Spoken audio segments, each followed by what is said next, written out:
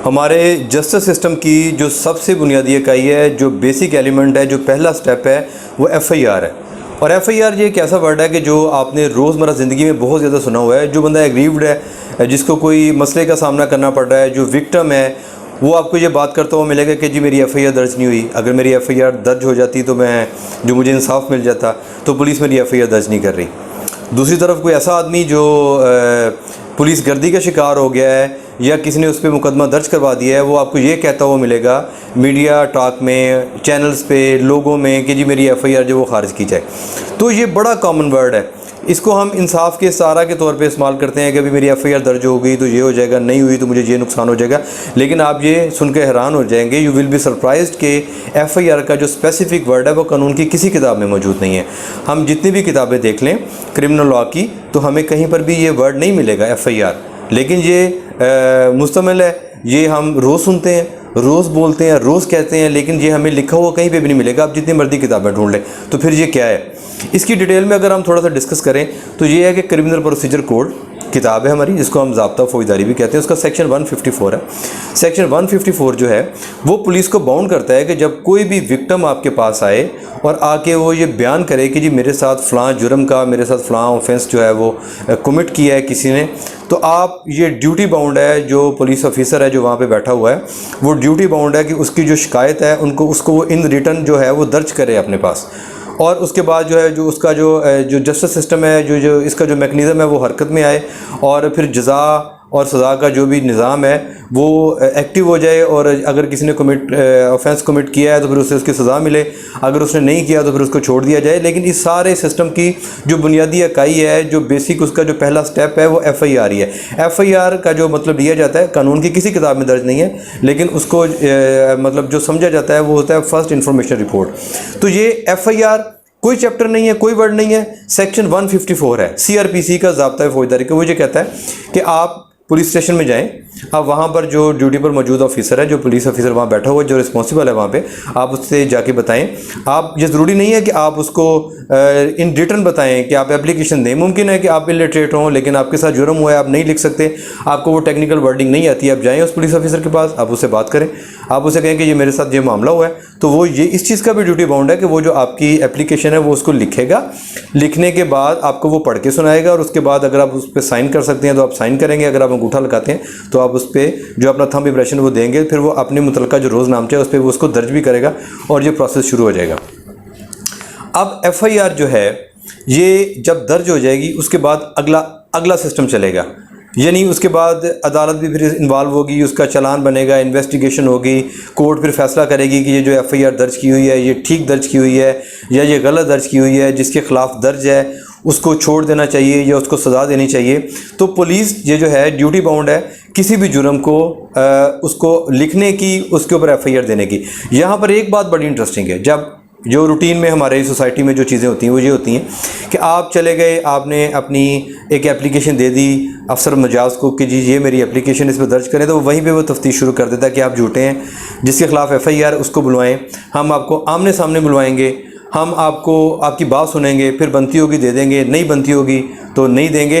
तो कानून में इस चीज़ की गुंजाइश मौजूद नहीं है। फर्स्ट इन्फॉर्मेशन रिपोर्ट का मतलब है कि आप थाने में गए, आपके साथ जो भी है आपने उसकी फर्स्ट इन्फॉर्मेशन रिपोर्ट जो है वो पास ऑन कर दी।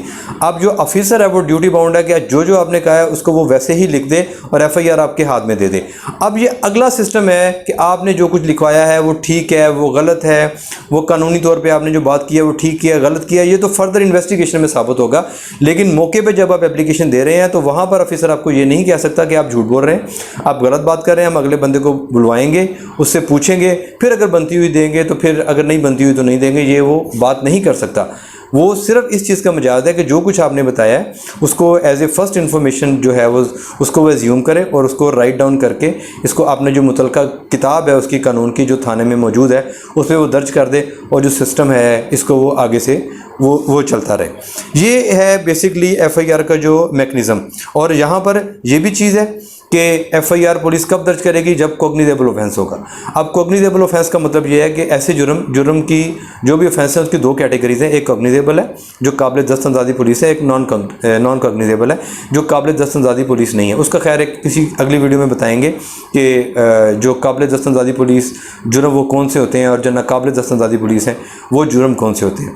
जब कोई भी आदमी ऐसा ऑफेंस कमिट करता है जो नाकाबिल दस्तंदाजी पुलिस है तो कार्रवाई उस पर भी होती है, लेकिन उसका प्रोसीजर डिफरेंट है। वहाँ पे पुलिस वालों को जो परमिशन है कोर्ट की वो सीक करनी पड़ती है, उसके बाद जो है वो जो मैकेनिज़्म है वो आगे काम करता है, इससे पहले वो काम नहीं करता।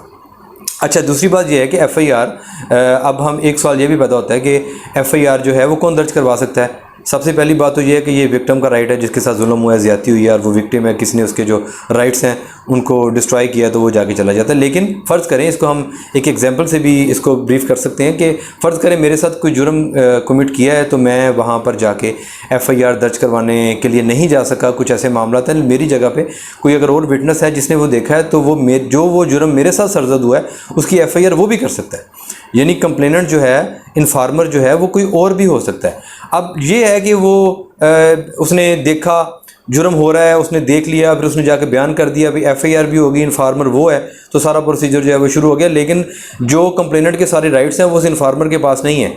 मतलब जुर्म मेरे साथ हुआ है तो जो उसको अगर कंपाउंड करना है, कंपाउंडेबल ऑफेंस है, मैंने सुलह करनी है तो सुलह मैं ही करूँगा, वो इन्फॉर्मर नहीं करेगा। तो ये जो राइट्स हैं ये वो विक्टिम के पास ही मौजूद हैं। तो यहाँ पर एफआईआर का जो बेसिक मैकेनिज़्म जो है वो डिस्कस करने का मतलब ये था कि एफआईआर जो है उसका जो वर्ड है वह कानून की किसी किताब में मौजूद नहीं है। ये फर्स्ट इंफॉर्मेशन रिपोर्ट है, ऐसी रिपोर्ट, ऐसी बात, ऐसा वाक़या जो आप जाके थाने में फ़ौरन बयान करते हैं और जो अफसर मजाज है जो वहाँ पे बैठा हुआ है वो ड्यूटी बाउंड है कि आपके साथ जो कुछ हुआ है वो उसको राइट डाउन करे, राइट डाउन करके वो अपने मुतलका रजिस्टर में उसका इंदराज करे और इंदराज करने के बाद वो जो पेपर है वो आपको दे दे।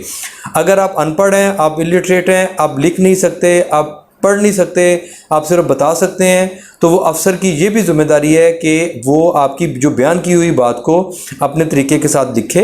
तरीके करने के बाद वो आपको बावाज़े बुलंद पढ़ के सुनाए कि जो आपने बताया वो मैंने ये लिखा है कि आप इससे एग्री हैं, और अगर आप उससे एग्री हो जाएं तो उसके बाद वो आपका साइन ले, अगर आप पढ़े लिखे हैं तो, और अगर आप अनपढ़ हैं तो आपको थंब इंप्रेशन ले करके वो मुतलका रजिस्टर में इंदराज करके आपको दे के उसके बाद जो इन्वेस्टिगेशन का प्रोसेस है वो स्टार्ट कर दे।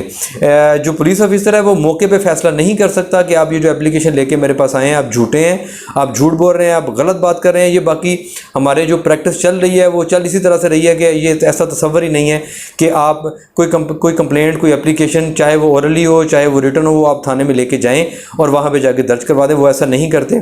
ज़ाहिर अंडर द टेबल भी वो डील करना चाहते हैं और लोग इसको मिसयूज़ भी करते हैं कि झूठी एफआईआर वो दर्ज करवा देते हैं, फिर बाद में जिस बंदे के खिलाफ झूठी एफआईआर दर्ज की गई होती है उसके लिए उसको खारिज करवाना बहुत बड़ा मसला हो जाता है। वो एक अलग प्रोसीजर है, तो उसमें वो बहुत ज़्यादा डिस्टर्बेंस पैदा होती है। लिहाजा पुलिस अफसर ये कोशिश करते हैं कि अगर हम एफआईआर तभी दर्ज करें जब हमें पूरी तरह यकीन हो जाए कि ये जो मामला है, ये जो इशू है, ये सारा ट्रांसपेरेंट है और उसमें कोई झूठ जो है वो नहीं बोला गया। खैर, अपने वेस्टेड इंटरेस्ट भी होते हैं, लेकिन कानून बहरहाल पुलिस वालों को इस बात पे बाउंड करता है कि कोई भी आदमी जब थाने जाए और अपनी मुश्किल, अपनी शिकायत, अपना ऑफेंस बयान करे तो वो ड्यूटी बाउंड है कि उसको दर्ज करके उसके साथ जो इन्वेस्टिगेशन प्रोसेस है वो स्टार्ट कर दें और ये जो सारा मैकेनिज़्म है उसको ट्रिगर कर दे ताकि जज़ा और सज़ा का फैसला हो सके और गुनाहगार को सज़ा मिल सके और बेगुनाह जो है उसके साथ ज़्यादती ना हो। Thank you very much.